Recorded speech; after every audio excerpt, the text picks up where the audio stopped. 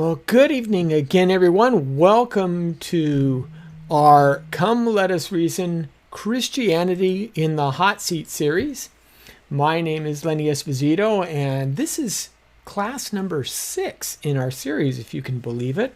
We're tackling some of the toughest issues that Christians have to face, difficult questions that we may face in our time working with others in our secular society, or in the case of this evening, coming up against different worldviews, different belief systems, and how we can engage those people effectively and responsibly. Tonight, I'm taking on a topic that I've taught on a few times before, Islam and reaching Muslims through Jesus. How do we engage Muslims? Obviously, over the last 10 to 15, 20 years, Islam has become much more prominent in our society. We've seen a whole lot more focus on those who hold to Islam. For most of, I'd say, the 20th century, other than the issues with oil, the idea of Muslims as a faith tradition and as individuals who have that Islamic culture were pretty much not discussed much. But today I really want to talk about a little bit more on, what the point is and why. And I think that's important. So let's take a look at a couple of facts that we may not notice or really completely appreciate, I guess. First of all, Islam is definitely growing more prevalent in our society today, as I said. One of the things that we notice is that there are estimates ranging from 1.5 million to 2.5 million Muslims in America today. That's a lot of folks. And it's only growing. In the last 10 years, I would say, it continues to grow. There's a lot of people, and part of this is due to some of the economic conditions in the Middle East versus, say, in the West. You're getting a lot of folks who want to be educated out here. Oil has brought some wealth and some money, but you have the wealthy folks who want to send their kids over here for school. You have the not so wealthy folks, the poorer folks who come over here looking for jobs, looking for a better life like everybody else has. But Islam is definitely growing. Over 1,200 mosques in the U.S. That we know of. And of course, now I've taken students to Dearborn, Michigan in the past, which is a very big population of Muslim adherents. It has the largest mosque in North America in Dearborn, Michigan, right outside of Detroit. And we went to immerse ourselves in Islamic culture and engage with Muslims and things like that. And it was important for us to do that, to understand how these people live and how much they need the gospel, how much they need Jesus, which is, again, part of what we're trying to accomplish in these classes. So this will be a little bit of a instructional class in this terms of letting you understand Islam, letting you understand kind of the fundamentals of the system, as well as understanding some of the engagements that we want to do, how we want to reach out to those people and truly engage them in a way that we can share the gospel with them. Because most Christians just don't know how to share. And I've talked with Muslims before who are perplexed at this, because really Muslims take their beliefs very, very seriously. They, unlike the West, where we tend to compartmentalize a lot of what we believe. So our faith is over here, but we go to work and we talk about the football games. We don't talk about Jesus, in our work environment, or we talk about politics, and we have all these boxes kind of our different belief systems. And really, in a Middle Eastern worldview, that's not the way people understand things. They would really understand it as your theology informs all of your decisions, your political decisions, your life decisions, your family decisions, your theology, your business decisions. Everything runs under a rubric of Islam, and that's the way Islam has always been, approached. It started off as much as of a political system as a theological position. Now, what do Muslims believe?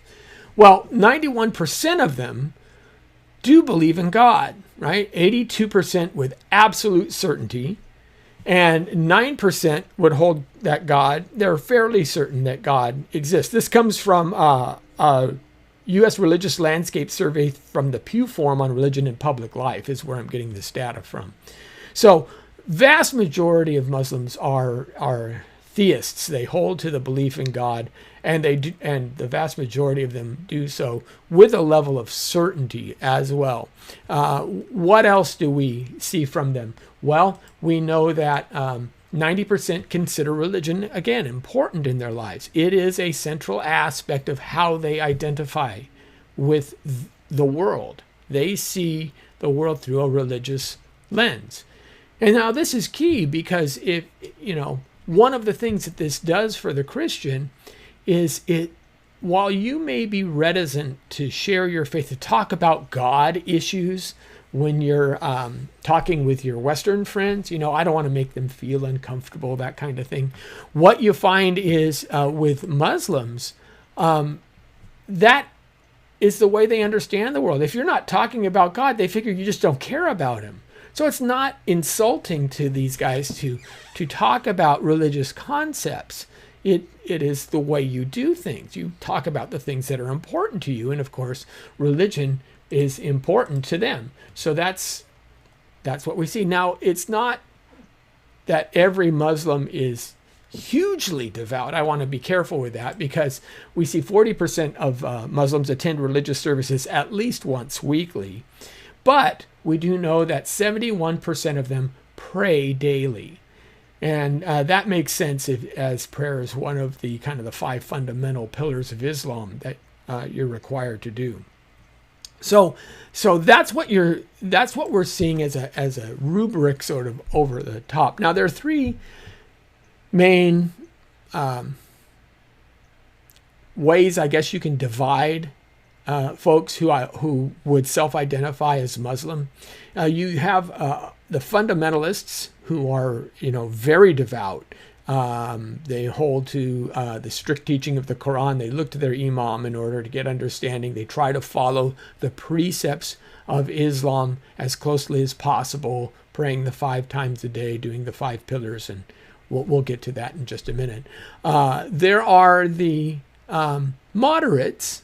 Of course, it's about 40%, I would say, that's moderate. About somewhere anywhere between 25 to 35% are just hardcore fundamental. There's about 40% that are moderate, who hold to a form of Islam that isn't as, maybe the women won't wear the full hijab or they'll just wear the hijab. They won't wear the niqab or the full coverings or things like that. But they have some Western influence in that.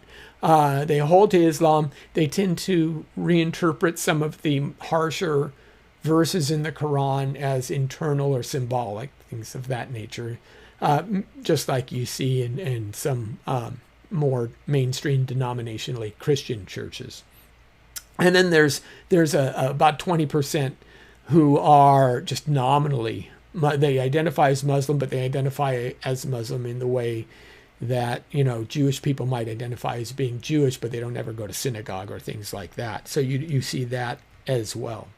So that's kind of the idea of the breakdown. But in all those aspects, because the communities are fairly smaller and fairly tight-knit, I think you can get away with engaging folks from a Muslim background. You should at least understand the basics of Islam, because I think all of them really follow the same concepts, at least in this aspect, whether you're fundamentalist or not.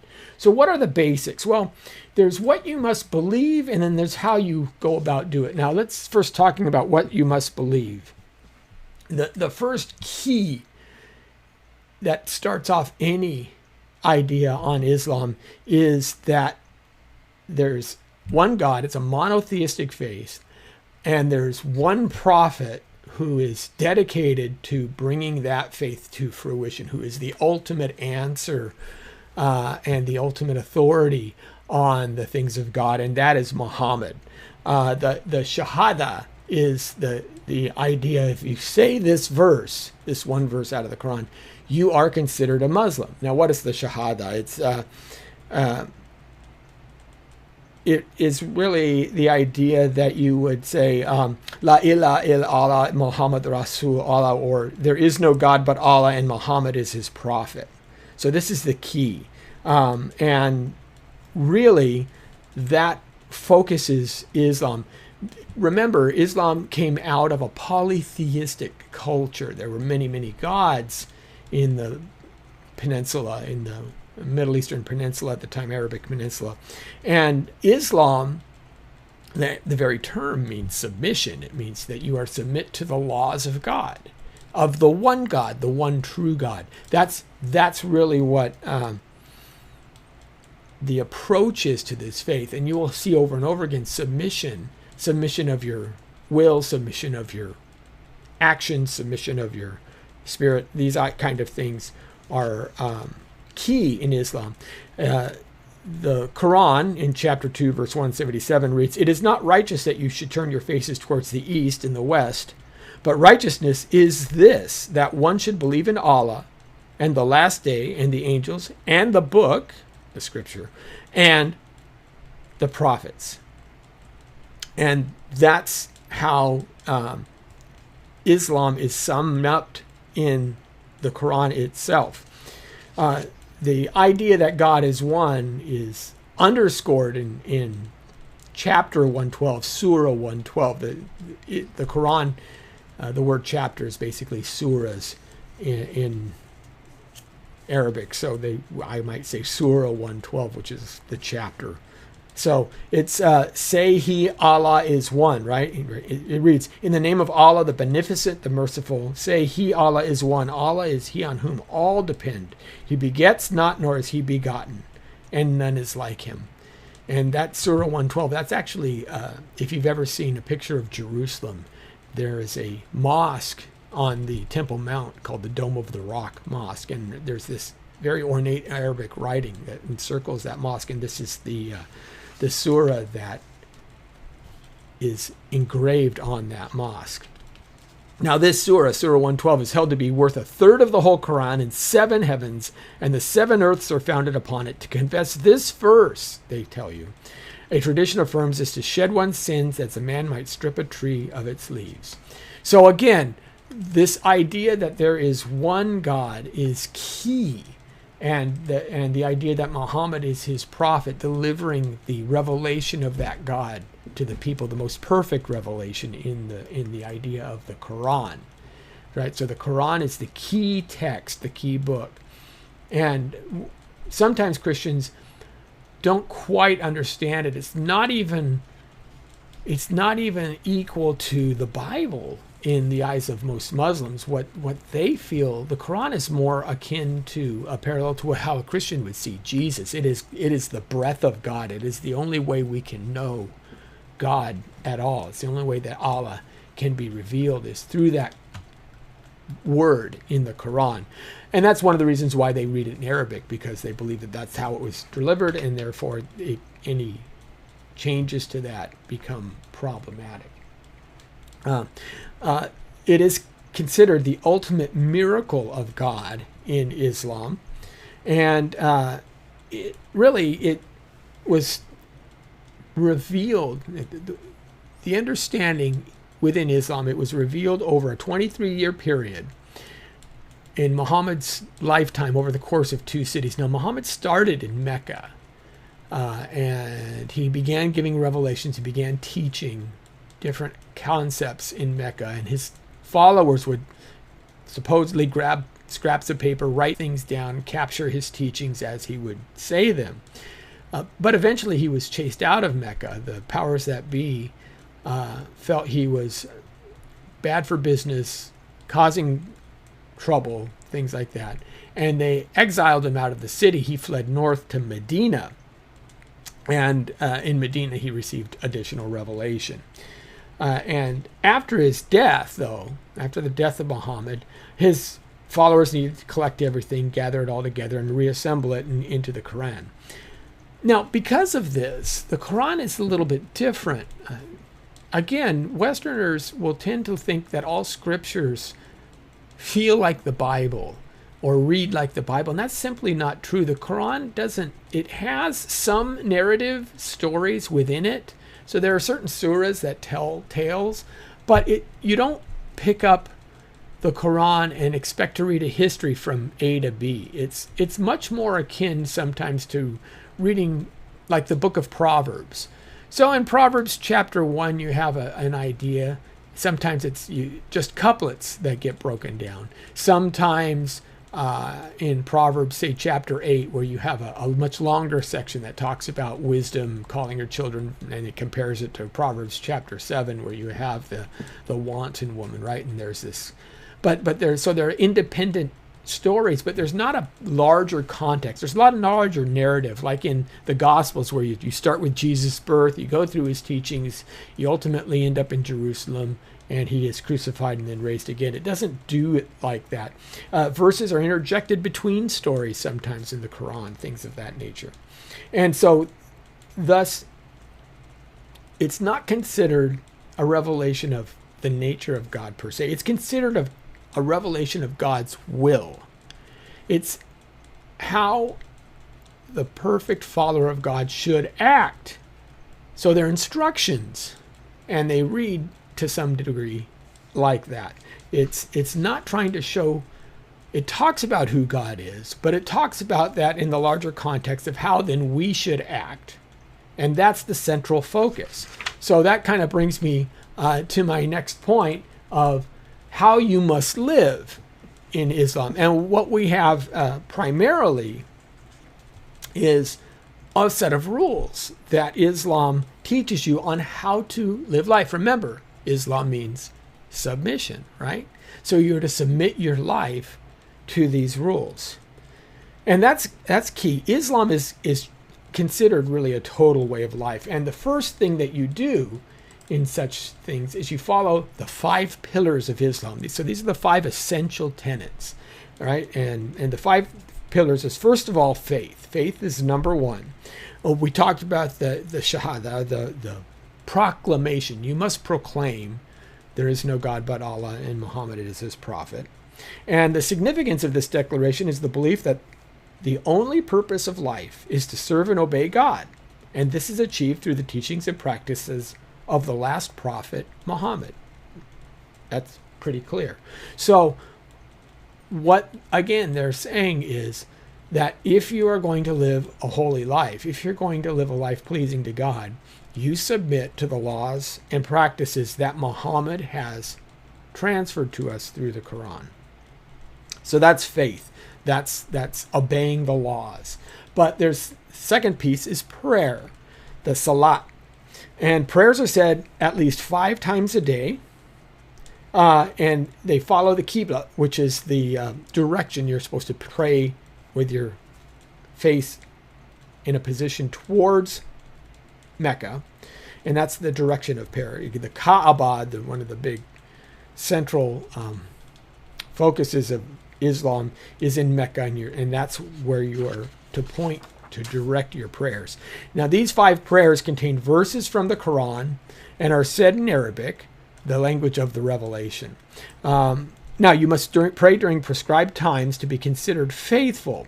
And I'm going to try something here. I had a friend of mine, Nabil Qureshi, who is unfortunately no longer with us. But I want to bring him up now. I have a recording. Hopefully this will work because I've not done this before. But I want to bring him up now and have him talk about, even when he was a young Muslim, how he would be taught to pray, to give you an idea. So let me bring up Nabil Qureshi here. Left to do a lot of the raising for us. But she taught me to live the Islamic life. So, for example, just to give you an image of what it was like when I was growing up, my mother would say, Nabil, the first thing you do when you wake up in the morning, before your feet touch the ground, you have to pray a prayer to Allah, thanking Him for waking you up. Because sleep is a kind of death. And every morning when Allah wakes you up, He's choosing to give you life again. So thank Him for that. And she taught me a prayer to memorize in Arabic, which thanked Allah for waking me from the death sleep. And then I would first thing start walking towards the restroom because I'd have to do the ritual washing. Muslims have a ceremonial washing that they do before they pray the 5 daily prayers. It's called wudu. It's an ablution. And as I'm going to the bathroom to wash up, my mom had taught me a prayer to recite. Again, a memorized one in Arabic. As I'm walking there, asking God to cleanse me for the day. And then while I'm washing up, there's another prayer to pray. So during the ceremonial washing, I had a memorized ritual prayer that I'd recite. And after that, I'd walk downstairs to the rugs. We always had a section of our family room with the prayer rugs out in case we wanted to offer prayer to Allah for the 5 daily prayers or optional prayers. And as I'm walking to the prayer rug to pray, I have more prayers to pray, to recite. These are all memorized. And then as I get to the prayer rug, I'd pray the first prayer of the day called the Fajr prayer, the dawn prayer. All this, before really even waking up. I mean, I'm still in zombie mode at this point, just kind of reciting things and going to the prayer rug. But that's how devoted we were in our faith. And as my mom would feed me breakfast and send me out the door, she would say, recite Ayatul Kursi, which was a certain ayah of the Quran, before going to the bus. And then she said, before you take your first class of the day, make sure you pray the prayer, Rabbi zidni ilma, Rabbi shrah li sadri. It was a prayer in the Quran that Moses prayed when he stood before the Pharaoh, asking Allah to give him the ability to speak well, articulate properly, and to have knowledge. That was how, so before I even started school for the day, I mean, that was 7:15 in the morning, I had just spent the whole morning devoted to prayer. Okay, so that gives you a little bit of an idea of some of the prayers and the execution of those prayers, as well as some of the works-driven practices that Islam encompasses. And you can just hear it with Nabil really making a big difference on his life, and how it's over and over again. These are the things one must do in order to be a good Muslim. So we have faith, we have prayer. The next thing that we talk about is giving, the zakat. The word zakat means both purification and growth. So all Muslims are required to give, set aside a proportion of their wealth for those in need and for society in general. Now, it's not set specifically. Each person gets to calculate his or her own zakat, but generally it's considered 1/40 of one's capital, including, excluding, say, the worth of your residence and the worth of your car. So it's not a tithe. It's not a 10%. Really, it's 1/40 of what you own annually in that regard.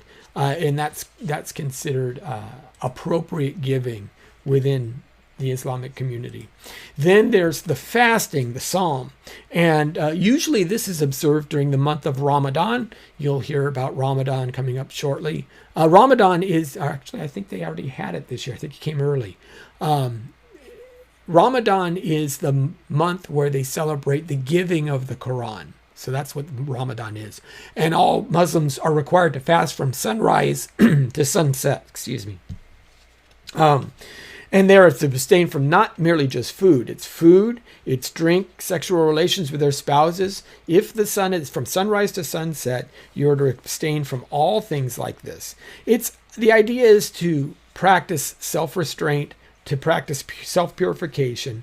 If you cut yourself off from worldly comforts, you can focus your life better upon God and His presence and understand your place in it. So again, the Quran reads, "O you who believe, fasting is prescribed for you as it was prescribed for those before you, that you may learn self-restraint." It's a practice and a discipline in order to learn self-restraint.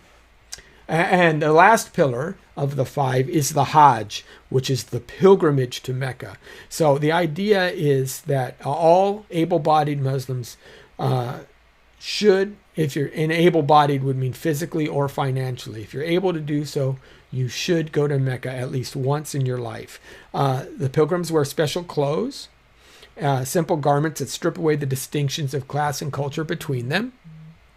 And the rites of the Hajj include going around the Kaaba, that area in Mecca, that large stone, 7 times between the hills of Safa and the Marwa, as Hagar, Abraham's wife, did during her search for water. If you remember this is a kind of alluding to a story in Genesis where Abraham sends Hagar away.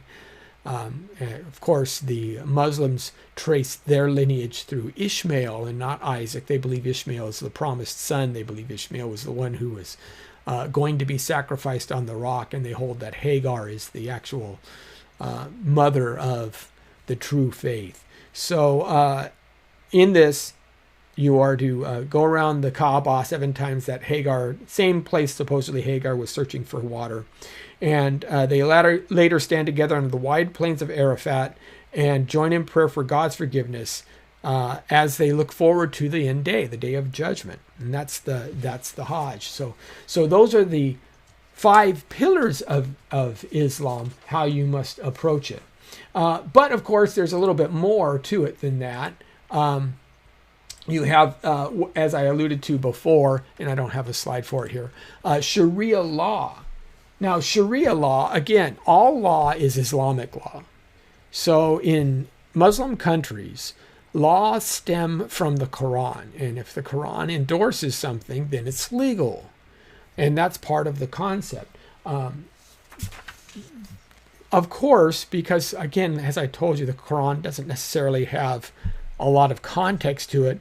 And we have, 1400 centuries between the time that Muhammad lived in our day. You're going to get a lot of questions. And these are the kinds of things that you want to ask. Say, well, what does it mean? So there's the idea of a fiqh, of an imam who determines what the law means, or how do you really execute it today. It's a lot like in Judaism, where you have to ask the rabbis, is this kosher or not, so to speak. So the determinations of the fiqh are what we would say, quote, knowledge of the rules of God, which concern the actions of persons who own themselves bound to obey the law respecting what is required, what is forbidden, recommended, disapproved, or merely permitted. Okay? And this can be everything. So when you're doing your salat, when you're doing your prayers, you're not to wear leather, for example. You're to wear cloth, not any skins of dead animals. Well, then they start to ask the questions. Well, wait a minute. Does that count my belt or my shoes? No, you take your shoes off. That's easy. But yeah, if you have a leather belt, you shouldn't wear a leather belt. Well, wait a minute. What if I'm wearing Levi's jeans and they have that leather patch on the back? Does that count? And so you start getting into these kinds of discussions about, what counts and what doesn't count as appropriate. And just as with any other works-based righteousness, you can see how quickly this devolves. And I'm not making these examples up. I actually pulled these off of a website where people write in and ask imams, how do I live my life appropriately to Islam? So these are serious questions that people are asking, and these are the answers that they're being given. So you have the Sharia law, but you also have the idea of jihad. If Islam is submission, the word jihad, which means struggle, is going to be a part of it. If you're going to submit, there will always be a struggle. And that's a key aspect to jihad. Now, I want to be real careful because, again, we hear the word jihad and we think of only one thing. But really, jihad has multiple meanings to most Muslims. And the greater jihad, it says, is the warfare against sin, and it is all that is against God and the teachings of the Quran. So it is a personal struggle each Muslim wages to be a true believer and a follower of the Quran. And the Quran urges one to stay on the straight path and strive in Allah's cause. Now this sounds, again, for a Christian, this should be fairly familiar, right? The old man versus the new man struggling against the flesh. We would use Christian terminology. We wouldn't say jihad. But the idea of jihad is struggle, and a lot of that struggle will be interior and personal. The lesser jihad is the traditional holy war that we talk about in the name of God against the enemies of God in Islam. And that's usually what Westerners think of when they hear the phrase. But jihad is both personal and a community commitment to defend the spread of religion of jihad. Now, there are 4 primary ideas with jihad. You have the jihad of the tongue, right? Do you speak about your faith? Are you shy about it? Can you talk to others about it? You have the jihad of the hand. Do you do good works? Do you show in your actions faith? You have the jihad of the heart, making their faith a force for the good. And then you have the jihad of the sword, which is defending their faith when under attack. It's that last one that causes big problems in many different ways, especially, as I said, in Muslim countries when you are accused of blasphemy against Allah or something like that, or enemies. If certain factions within Islam see the West as enemies, they go to behead them because that's what it says in the surahs and things like that. So the key areas of difference, what do we see in all of this? Well, when you're talking to a Muslim, it's important to know how they perceive Christianity and how they understand it. I did have a clip here, and I see if I can bring him up again. Nabil talks about this. And I'm sorry I can't show you the whole clip because it's an hour and 15 minutes of just him talking, and it's a phenomenal piece. I'm going to have it up in my Defenders area of my website soon, and those folks who are able to get access will be able to watch this again. But let me just explain. Nabil Qureshi came from a Pakistani family, and you saw him talk about his mother and his morning prayers.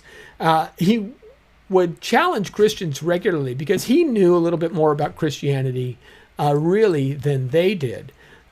He would ask them things like, do you believe in 3 gods? Because what are you talking about? Do you believe that Jesus is God? No, of course we believe Jesus is God, right? And he would shut them down. He goes, well, what about this? The Father is greater than I, and Jesus doesn't know things, and God knows things. And he would quote Bible verses, and the Christians didn't know what to do. He'd ask them to explain the Trinity to them, and they couldn't explain the Trinity to him. And he always took this as proof that Christianity is false. Because if the Christians themselves didn't know what they believe, why should I even entertain it? I know what I believe. Until he went to college and he met a friend named David who had studied, had understood these things, had spent 5 years researching the Bible, seeing if it was true, learning about these things. And it just so happens Nabil and David became roommates.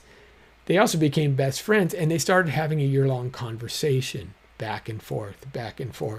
And David challenged, Nabil, hey, you want to see if Christianity is true? Let's walk down this road together. Let's see what the objections are. And so ultimately it came up to this discussion here. And let me see if I can get the right time of the key elements for Christianity to be true. And I'm going to pull it back just a little bit. That couldn't be the one who made our minds, because he's bigger okay, than let me minds. pull it over. Does that make sense? So when I'm beginning to think about all this, which is probably my main takeaway from a whole year of organic chemistry, I'm beginning to think about all this, and I realize Christianity has a viable set of teachings. It's possible. Up until this point, I thought Christianity was impossible. I thought it was nonsense. But all of a sudden I realized, wait a minute, this is possible. And so I stopped and I said, okay, what would it take for me to say Christianity has a strong case? Now, I'm not talking about anything emotional here. I wasn't talking about salvation. I had my own system of salvation, Islam. And I wasn't upset with Islam. I loved Islam. So I wasn't looking or thinking about anything emotional. I wanted to know what was true. Is Christianity true or Islam? And all of a sudden it was possible for Christianity to be true. So I wanted to know which one was true. And so I stopped and I thought, and I said, what are the key elements of Christianity that make it true? And I came up with 3. And this comes from Romans chapter 10, verse 9. And it says, Romans chapter 10, verse 9, It says, if you confess with your mouth that Jesus is Lord, and you believe in your heart that God raised him from the dead, you will be saved.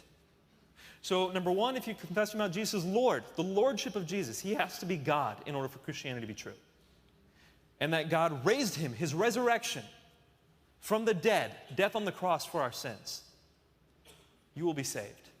These are the three key elements of Christianity: Jesus' lordship, his death on the cross, and his resurrection. And I realized that Islam denies all three of these things. Okay? The Quran says very clearly in chapter 5, verse 72 of the Quran, for example, that Jesus is not God. In fact, that verse tells you, if you believe Jesus is God, you have a one-way ticket to hell. The Quran also says that Jesus did not die on the cross. Chapter 4, verse 157 of the Quran says, وَمَا قَتَلُوهُ وَمَا صَلَبُوهُ. He was not killed, nor was he crucified, but so it was made to appear to them. So Jesus didn't actually die on the cross. He wasn't crucified. That's something Islam denies as well. And of course, if he didn't die on the cross, how could he have been resurrected 3 days later? So there was no resurrection for Christ either. The three key components of salvation, according to Christianity, are boldly denied by Islam. Now, everything else, there's a lot of stuff that Muslims and Christians agree on. That there are prophets, that there are books, that God sends his revelation, that there are angels, that there's a day of resurrection, that Jesus is the Messiah, that he's virgin born. Lots and lots of similarities, great platforms off which to discuss, but perhaps they only serve to sharpen these three critical issues. Did Jesus die on the cross? Did he rise from the dead? Did he claim to be God? Well, I already discussed with you that I saw Jesus claim to be God boldly for myself. I had to start looking into the question, does it look like Jesus died on the cross? So I wanted to study this like a historian, as objectively as possible, not bringing my emotions into it, not bringing the issue of salvation into it, just as a historian. And when I decided to look into the death of Jesus on the cross, first off, there's no question that a man named Jesus existed. Anyone who argues from a historical perspective that Jesus did not exist is throwing out all of history. It's one of the most powerful facts of history. And another one of the most powerful facts of history is that man Jesus died on the cross. You look, and multiple times within the first centuries after Christ, people are saying, both Christians, non-Christians, Jews, Gentiles, you name it, people are verifying that Jesus died on the cross. The historical records are unanimous. This man died. You look at the circumstances around it. Had Jesus not died, how would have Christianity started? The whole point of Christianity was that Jesus died. And if anyone could have proven that Jesus hadn't died, Christianity would have been nipped in the bud. And they could easily do that. They could just go to the tomb where he was laying and say, look, here in the tomb, here's his body. He didn't rise from the dead, or he didn't even die in the first place. That's not what happened. People admitted Jesus was killed. And of course, when you learn about the crucifixion, gosh, there's no real way to deny that Jesus died on the cross. I mean, this Good Friday, it's an apt moment to talk about the crucifixion when you realize just how gruesome the crucifixion is. Did you talk about this in your Good Friday service? Were you all here for the Good Friday service? The crucifixion process is brutal. The first thing they do in order to weaken you so that you don't kick and struggle as they nail you to the cross is they flog you. And the flogging in that time was called the pre-death, because many people died just from the flogging. Now we see even today, you can watch YouTube videos if you want. Well, they take them off YouTube, they put them on something like Meta Cafe, but you can watch videos of people getting beaten with rods. In Indonesia, especially, adulterers are whipped with rods. And you can see just after a few hits when the skin starts to break. And you can see when the muscle starts turning into pulp. You can see that with your own eyes, and it does not take many, a dozen or so. And that's just with a hard stick. Now, what the Romans used was called a flagrum. It was more like a cat o' nine tails. It had multiple cords that came off it. And at the end of these cords were little balls of leather. And the balls of leather had metal dumbbells and shards of bone in there. Now, the whole point of the dumbbells was when it struck your skin, it would cause vasodilation. It would get the blood vessels to dilate, bring more blood to the surface, so that when the bones latched into your skin and ripped it off, you would bleed more and feel more pain than you otherwise would. People were whipped on every side of their body. Sometimes as people were being whipped, their abdominal wall would fall open, their intestines would come out. People would see arteries and veins laid bare. There was no way someone's going to survive this without significant medical attention, if at all, let alone what's about to happen, which is being nailed to a cross. And when they nailed you to a cross, they would take a 9-inch nail and drive it through your feet. And they would take nails through your ulna and your radius here, right there, right in the middle of those two bones, in the interosseous space, is a nerve called the median nerve. It's the most major sensory motor nerve of the hand. And that was what they would pierce with these nails. Your hands would be instantly crippled. And that was the point. And in order to breathe while you were on the cross, they would hang you. And you can't really breathe when you're hanging. You can't. You need to push up. That's what the nail in your feet were for. So you could push up in order to breathe. So every time you take a rattling, rasping breath on the cross, scraping your skinless back against splintered wood, you're prolonging a death by suffocation. When you stopped pushing, they knew you were dead because you weren't breathing anymore. It wasn't rocket science to kill someone. But they would double check. Every crucifixion process had a death blow, just to make sure, because if you didn't die somehow, those who were responsible for killing you would be killed. And so they would set you on fire, they would take your body and feed it to dogs, they would crush your skull, or, as Jesus received, a spear to the heart. This was the process of crucifixion. No one ever in all of Roman history survived a full crucifixion. So to argue, as Muslims do, that Jesus wasn't killed by crucifixion, it doesn't work, historically speaking. Now, as a faith-based position, you could say somehow God saved him, or you could say somehow he wasn't put on the cross to begin with. But if you're going to come at it as a historian, like I was trying to do, all the history was in favor of the Christian position that Jesus died on the cross. So objectively speaking, Christianity was beginning to win this argument. Well, Nabil makes a great point here in all of this, and that's one of the key ideas. When we start looking at the history of Christianity, what it's based from, the idea that really it's focused on the death and resurrection of Jesus, something that Islam denies. There are other differences that we have to understand as well, though, and I think those are important to highlight as you're talking to people. First of all, Islam is very much a different kind, it presents a different kind of God in Allah. Allah is somebody who is wholly other. He's completely removed from humanity. You don't want to ascribe human attributes to Allah. To do so would be to cause the sin of shirk. So he's so far above mankind that we cannot know him, nor should we try. The transcendence of God is held over all. He's master. You have the 99 names of Allah, the compassionate, the merciful, and it goes on to that. But the idea that you can relate to God is something that really the Muslims don't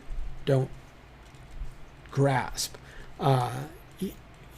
Allah, the focus of serving Allah is obedience, not relationship. And that's why Allah is considered the great judge. And that's an important piece. Ergen Caner said, the reason for eternal torture of infidels is to exalt Allah and demonstrate his omnipotence, that he can do all things. Another aspect of the Quran is that Allah can do whatever he wants. They don't even reject logical impossibilities. So, Surah 3:185 reads, every soul shall have a taste of death, and only on the day of judgment shall you be paid your full recompense. Muslims hold that on the last day the prophets may testify for or against the people. But Allah can choose whatever he wants to do. So if you've tried to be as good as you can, And even if the prophets testify for you, Allah can say, no, I'm just not feeling it today. Send him to eternal damnation. And Allah is within his right to do that. He doesn't need reasons, right? He's Allah. So the loving kindness of God is something forward, and it is something for which Muslims long. And they may not put it in those terms. They're longing for some kind of connectedness with the higher. I spoke with one lady, and I had her in my class once, who came out of Islam, and she had said that they had these little, almost like baseball cards of the different prophets. Jesus is a prophet. He's talked about in the Quran. We'll get to that in a minute. But she had this little picture, and as a child, she would stick it under her bed, under her pillow, because she wanted that connection with God. But you don't know how to go about getting it. So two things come out of this. There's always the trepidation of not knowing if you're doing enough to please Allah, right? In any works-based faith, how do I know that I'm doing enough to please Allah? The second half is there's a longing for joining with that higher being that can never be satisfied, because you just simply can't have a relationship with God in that way. Now, add to that the idea that there's aspects of the Islamic worldview that are problematic, especially in the 21st century. The status of women in many of the more fundamental states is a real problem. And the idea of religion as duty. Again, it's not a life-changing. It's not something motivating in that regard. It is law-keeping. It is drudgery. All of these things are... I bring them to you so that if you're engaging with a Muslim, you should have these in the back of your head. You should be listening carefully so that if you hear, the regret, or you can say, wow, how are you at keeping the law? How are you at keeping, Islamic law? Do you ever falter? Do you worry about that? I know I'm not perfect. Are you perfect? You can really develop some good conversations by being honest with people and just talking to them, asking them how those kinds of things are going. And the third thing that you have to remember is that really Christianity is has some very foreign concepts to it. So the idea that God is relational, again, like I said, this is a strange concept to Muslims, but he is. And this is a key piece that you can maybe use in your witnessing efforts. First of all, they do ask, are Christians polytheists? The Trinity is something that they don't understand. And we need to get that right if we're going to be effective witnesses of those. I can quickly give you a summation on the Trinity, something that I've used in the past. So if you have trouble understanding or explaining the Trinity, the thing that you have to remember is personhood and being are two separate identities, or two separate entities. So the idea of personhood and the idea of being are not equal. We tend to think of this because we're a human being and we're a person, right? But the concept, the category human being doesn't include just one person. It includes all kinds of people. That's what we are. I say it this way. A plant is a being, right? There's a category of plants, a living thing. Plant is a living thing. It's a being. It has no personhood at all. Dog is a living being. It has no personhood. A dog is not a person. A dog is a dog. Plant is a being. Has no personhood. A human is a being that has one personhood. You have a personality. You have rationality. You have a way of understanding yourself in the world and understanding the abstract ideas of the world. That's what a personhood is. It's having a fully fledged understanding and rationality about yourself and your existence. It's a center of consciousness, if you will. So a plant is a being with no personhood. A human is a being with one personhood, one center of consciousness. God is a being with three personhoods. So if we know that we can separate personhood and being, because a plant can be a being without any person at all, then God can be a being with multiple personhoods because they're different kinds of things. And that's kind of how I explain it. God has three centers of consciousness, if you will, in that regard. One will. I want to be careful that we're not, we don't believe that they're debating each other or something like that. There's a single will because God agrees upon, the three persons of the Trinity agree upon all aspects of their decisions. So there's always a single will, a single nature, a God nature.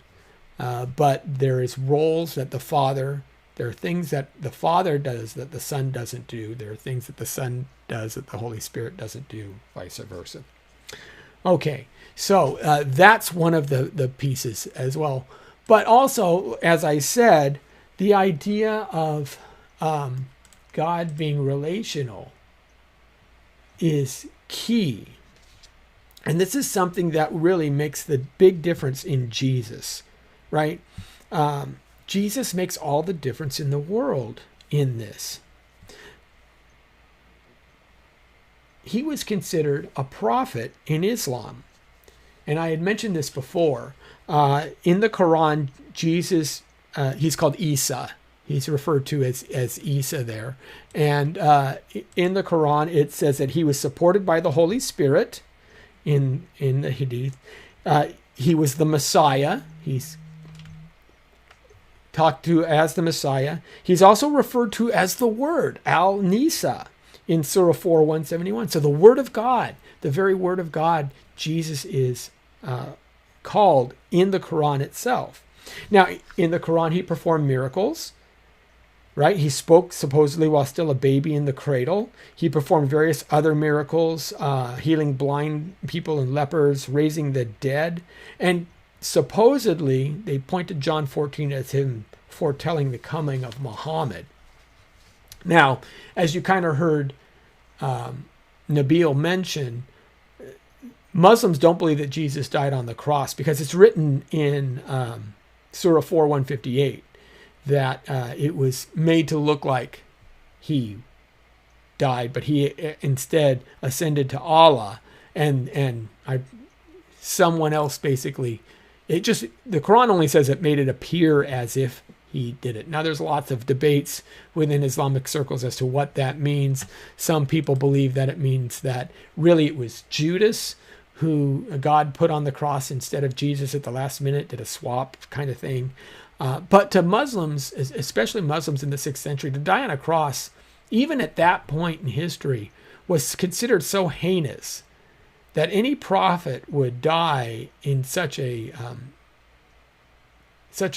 disturbing way, such an embarrassing way, such a degrading type of death. They wouldn't accept it and couldn't understand it, which is fascinating to me because, as you heard Nabil say, that's one of the counts for its historical reliability. That it's considered so absurd and so degrading that it could only be real, right? You don't make this stuff up if you're trying to create a religion. You don't do things like say, well, take today. If you're trying to make people follow a guy today, you don't say, well, yeah, he was arrested for pedophilia once. You would never create that kind of scenario in order to get people to follow your prophet. But really, that was what crucifixion was akin to. People looked at that. If you were crucified, you were considered the most low of the low. You were considered disgusting. But Jesus claimed to be the way to the Father.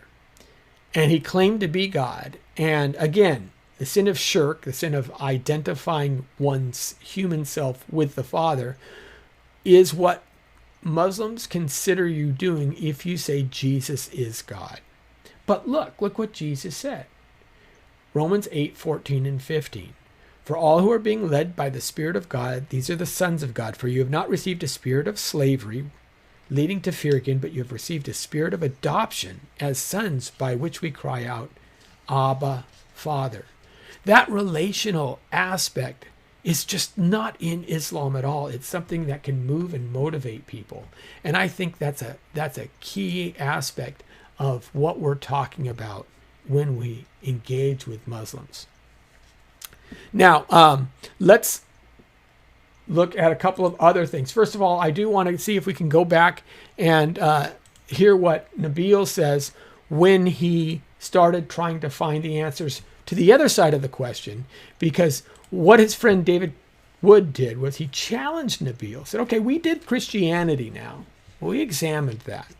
Why don't we go back and now walk through Islam the same way as we examined Christianity, and let's see which one holds up better. And I'm going to try and pull this up right about rahmatullah, here. in order for Christianity to be true, that Jesus claimed to be God, that he died on the cross, and then later rose from the dead, proving his claim. They were all very strong. My friend David said, Nabil, how do you think the case for Christianity stacks up? Give it a percent. And I said, man, it's pretty strong. I'd give it 80 or 85%. I mean, it's pretty good. And he said, what about Islam? I said, 100%. No chink in the armor whatsoever. Islam is perfect.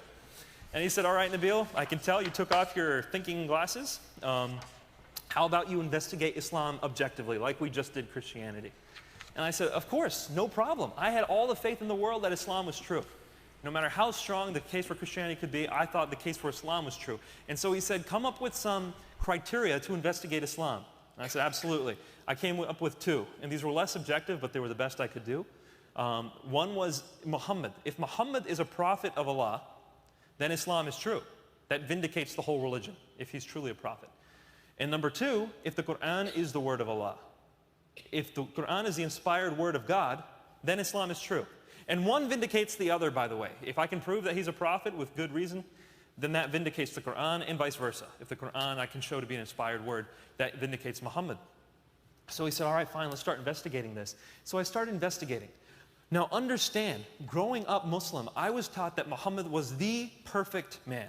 He was Insan al-Kamil, the perfect man. He was the mercy to mankind, rahmatullah. He was the one who would forgive people for whatever they did. He was merciful. He would not go to war with anyone unless they first declared war on Islam.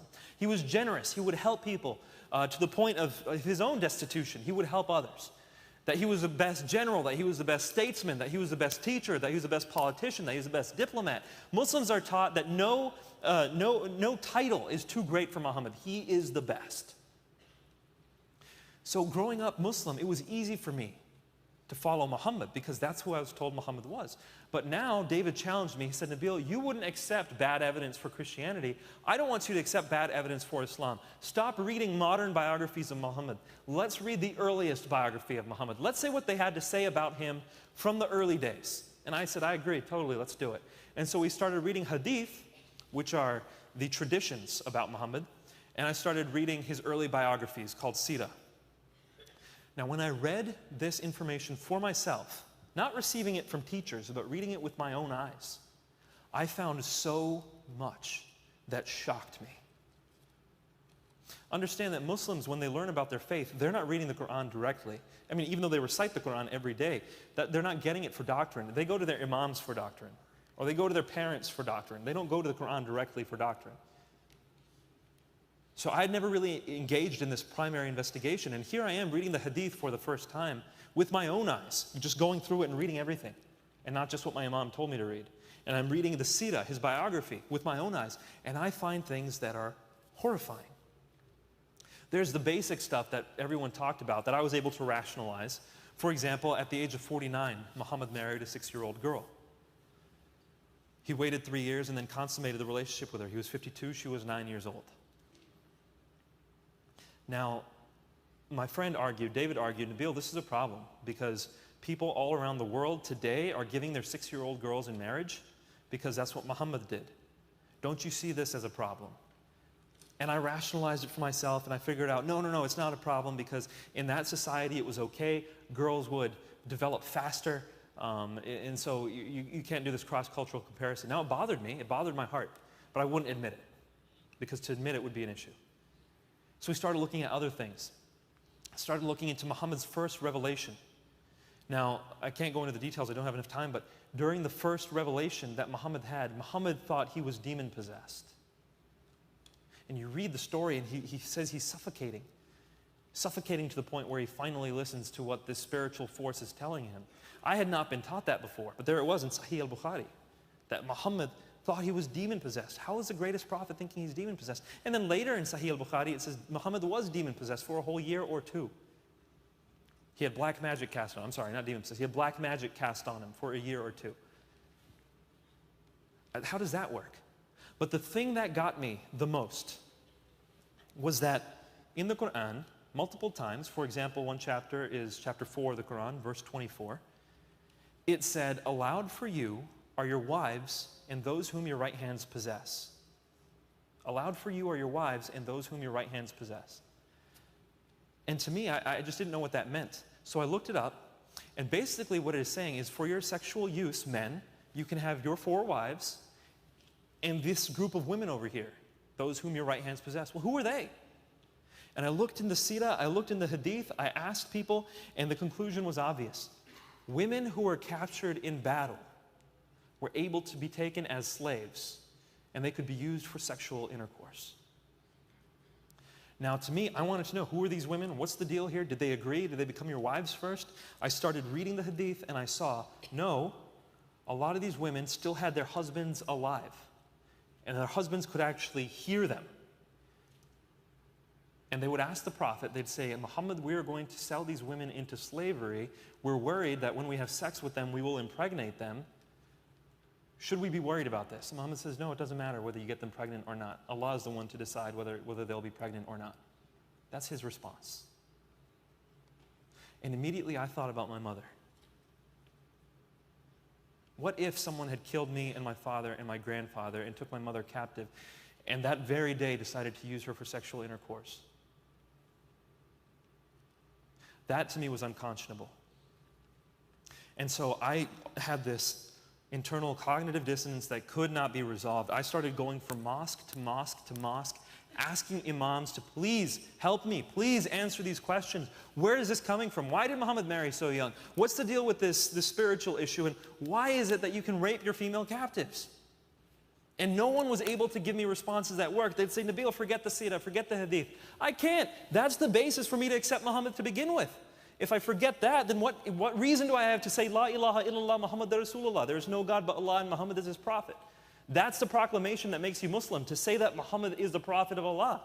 How can I say that if I have to just forget everything I'm learning? And so I started praying, and I started praying fervently. Because I needed to know now. Now this was a matter of me and God, and I wanted to know God in truth. Because as I'm going to these mosques and praying the 5 daily prayers, I'm thinking, who am I praying to? Who is God? Who are you, Lord? Are you the God of my fathers?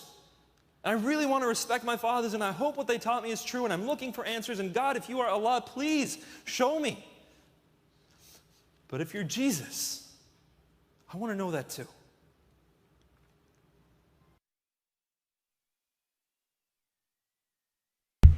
So, as you see, that is very, very powerful. And it is a very, very powerful way to approach really the question when you're...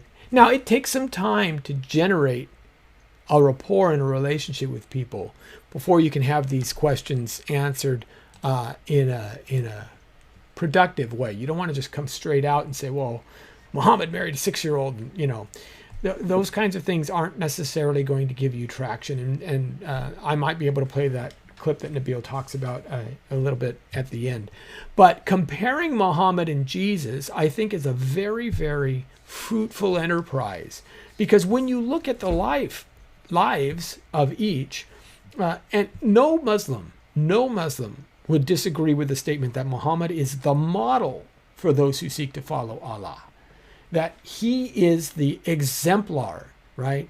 We try to live our life to be like Jesus. Muslims will try to live their life in the pattern of Muhammad. And you can do no better than he can.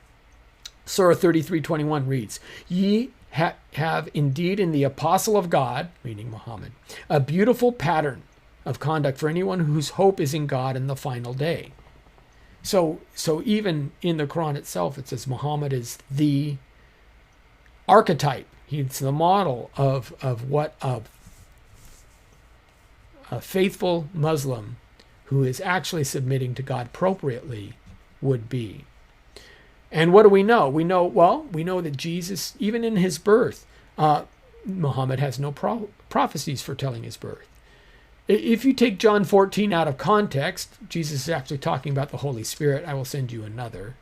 Muslims try to point that toward Muhammad. But if you read John 14, 15, and 16, if you put all those three chapters together, since they're the same discussion, you'll find that it doesn't make sense. Jesus is clearly talking about the Holy Spirit there.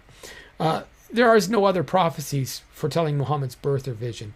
Jesus was born of a virgin. The Quran admits that. Muhammad was born of a natural union with a human mother and a human father. Now, that doesn't make any tremendous difference. Most everybody else was born of a natural mother and natural father. But it does set Jesus apart from Muhammad. Christ lived a sinless life. He's considered sinless by the Quran. He's called the all-righteous one. Muhammad was someone who needed forgiveness for his faults. In Surah 40, verse 55, it says, O prophet, why bannest thou that which Allah has made lawful for thee, seeking to please thy wives? Allah is merciful and forgiving. So here you have Muhammad himself needing to repent because he did something that Allah had allowed. Jesus did miracles to substantiate his claims. Nowhere in the Quran does it report any miracles that Muhammad has ever done. So he's without miracle. Let me see. We have none of Jesus' enemies could ever find any fault with him when we read the biblical accounts. But even the Quran states that Muhammad took his son Zayd's wife from him in Surah 33, verses 36 through 38. And so you see him taking a wife of another man, recorded in the scriptures themselves. Muhammad, of course, is dead today, and you can visit his grave in Medina. But Jesus did ascend to the Father. He's on the right hand of the Father. And that's a key piece. So, what do I take for all of this? Well, I think there's some key aspects when we start witnessing to Muslims that we can use. First of all, don't underestimate your testimony. Don't underestimate the fact that how you went from someone who struggled with sin to someone who's redeemed in Christ. That's a big deal because, as I said, you have Muslims who are fighting against the law. And that's a key aspect. If you can show forgiveness and even flawed people have the eternal hope of heaven, have the confidence that they can sit with God in the next world. That's a confidence that Muslims lack. They are working really, really hard to try to please Allah, and they're just not sure if that's going to happen. I think also one of the things that we really need to do as Christians is we need to model Jesus' love. Not model submission. Submission is fine, but it's the love of Christ that makes the difference. That's the unique thing. Walking with him. And Nabil says that I'm going to try and bring up this last piece because I thought this was very appropriate in what he said. And let me see if I can find it here. I have to find the index point for it. It was right about here. Virtually the whole New Testament from quotations by early church fathers. We are very sure of the message of the New Testament. It has not been changed. Hold on. And so I looked at David. I said, David, you're making this up. I said, I have talked to so many Christians about this. None of them has ever told me any of this. I don't believe you. He says, you don't believe me. I don't believe you. Well, then bring it on. I'm bringing it. And so we started looking into these things together. We became best friends because what mattered to him mattered to me, namely God in truth. As a Muslim, I believed that there is truth and that God is the creator of this universe. And so we had a platform on which to discuss. I don't know, some of you have been discussing with those who don't believe in truth, kind of the postmodern New Age mindset. It's very hard to have any kind of discussion. To me, I was just talking with someone in Seattle recently, who's a pagan, and she believes in no one truth. And it was a very, very hard discussion. But conversing with Muslims is not like that. They believe in God. They believe in morality, and they believe in revelation. They believe in prophets. So you can have a conversation with them. And David and I really began to start conversing about these things because they mattered to us both. And he was a biology major. I was doing pre-med at the time. So we took a lot of classes together, and we became really close. And we really lived life together. So we would joke around together. For example, we were taking evolutionary biology together, and neither of us believed in evolution. So the evolutionary biology professor would say something, and she'd go on a rant. Like, she would go off topic and just go on a rant against theism. And David and I, at first, we'd talk about what she'd say, and we'd realize she had no idea what she was talking about. And after a while, we just started, making fun of her. Probably not a good thing. I wasn't a Christian at the time, so that's my excuse. I don't know what David's excuse was. But so we just had a blast together. We lived life together. And so ultimately, I knew that David was my best friend.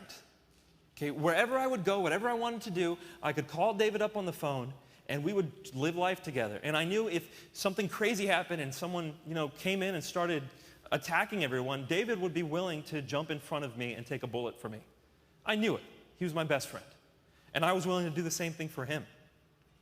And when you have a relationship like that, then you can effectively share the gospel. Think about this for just a moment. If you're asking someone to become a believer, you're asking them to give up your life. You have to give up so much in order to start following Christ, especially as a Muslim. Now, are they going to hear that from some random person? Or if they don't think someone cares about them, sure, it's easy for that person to say, give up your life. Who knows what's going to happen to you? Become a Christian. What do they care? What do they care about me? What do they know about me? They don't know. But if you have a friend who's willing to walk alongside you and carry your burdens with you, who says to you, think about these things, well, then you know they're not trying to tear you down. They're trying to build you up. And you can trust that. It's the relationships that can bear the burden of the gospel message. When Christ says, pick up your cross and follow me, ultimately the Christian faith is one that requires you to lay down your life. And you can only hear that kind of a message coming from someone who you trust. So I am a firm believer that relationships are what bear the burden of the gospel. They will know that we're believers by our love. I agree completely with that. And I think he's, we need to be less frightened in our engagements with folks who are Muslims, who believe different than us. We need to more take into account the fact that we are representatives of Jesus. And as representatives of Jesus, we seek to represent his love to those individuals who've never actually experienced it before. So that's a key aspect. Of course, prayer, central in all of this. You have to continue to pray in order to reach those folks. And as you heard, building a bridge, get to know one another. Find out the thing, as Nabil said, he cared about the things that I cared about. We both cared about God. We both cared about truth. Hey, not every one of our conversations had to center around that. We did life. We went out to ball games. We made fun of teachers, whatever the case may be. But you can also then explain the Jesus of the Bible to them. He was sinless, according to the Hadith. He claimed to be God. Why would a sinless prophet claim to be God? That doesn't make sense. It's a contradiction in the idea of the Quran. He received worship as God. He held the titles of God, and he performed the deeds of God. So you see these pieces over and over again. But that's the key aspect. And that's really one of the things that you want to approach when you're dealing with all of these things. Just some topics. There's a lot of other pieces here that we can talk about. I've had other discussions on the Crusades. I have podcasts that look at that topic that you can go back and listen to, and other things like that. But know, again, that what we really need here is an approach to a lost group of people who are working really, really hard trying to get on the right side of God when you know that that's impossible. And I think that's a big deal, that they are burdened. They are lost souls for whom Jesus died. And because of that, I think we can really grow our witness with them in approaching Muslims. So hopefully this has been helpful to you in giving you an overview of Islam and giving you a peek into kind of some of their thought processes, some of the difficulties for the faith. If you'd like to offer a question or you have a concern, please let me know. I'm always open for these. Love to hear a live question. Love to even a hi. You can just go on YouTube through the live chat function and type out hello. We're always taking those kinds of things. You can text your question to 951-732-8631, or you can use the hashtag #ComeReason on, say, Twitter or something like that, and I'll monitor all of these things actually simultaneously for anyone who would want to engage me. Love to hear from you. Love to hear what you're thinking about the Christianity in the Hot Seat series. We've got next week, and I don't even have a slide for this yet, unfortunately. Next week, we're going to be talking about a topic that's really been making the rounds in the lately in Christian circles, and that's the question of suicide. And I think that's an important topic because one of the things that we're seeing, again, more and more, is even Christian leaders who have succumbed to committing suicide. And that brings up a whole host of issues. It's a big topic. It's very concerning because it's on the rise, especially in this country. You would think we're the most affluent nation in the world, and why are suicides going up? But there's a lot of issues that are going around, and I think that says something bigger about our culture. But ultimately, I'll give you a sneak peek. Let me just say this: suicide is really not an option where there's hope. Hope is the cure for suicide. If you have hope, usually that's what defeats the concepts of suicide. So really, when we see suicides going up, we're seeing a culture who've lost hope. And we know where our hope comes from. Our hope is always in Jesus. So I think that's a key aspect. Okay, we do have a question. Rita asks, do Muslims believe prophets must be perfect? That's a good question. Hi, Rita. No, not all Muslims, not all prophets must be perfect in their understanding. They say Jesus was perfect. They, again, pull some of this out of early Christian beliefs.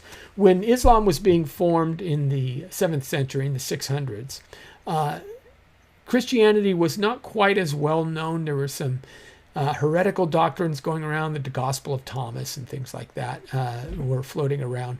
But there were foundational aspects that they understood. So, for example, Muslims hold that Adam was a prophet. Muslims hold that Noah was a prophet. And of course, the Bible in both those cases shows failure on the part of Adam directly in the Garden of Eden. That's easy. And then the passage where Noah gets drunk and his sons have to cover him after the flood, things like that. Abraham is considered a prophet. Abraham certainly wasn't perfect. He would lie to Pharaoh about his wives and things like that. They just hold that Muhammad is the final prophet, and what makes him best is he was the prophet that God chose to deliver the Quran to the people. And so it's not that the prophets needed to be perfect. Jesus is, again, a kind of an exception. He's kind of an outworking, or an outlier, I should say, in that response. But no, the prophets don't need to be perfect. Only Jesus was considered perfect in that regard. That was a great question. I appreciate that. So, okay. Let's see if there's any other questions that are going on.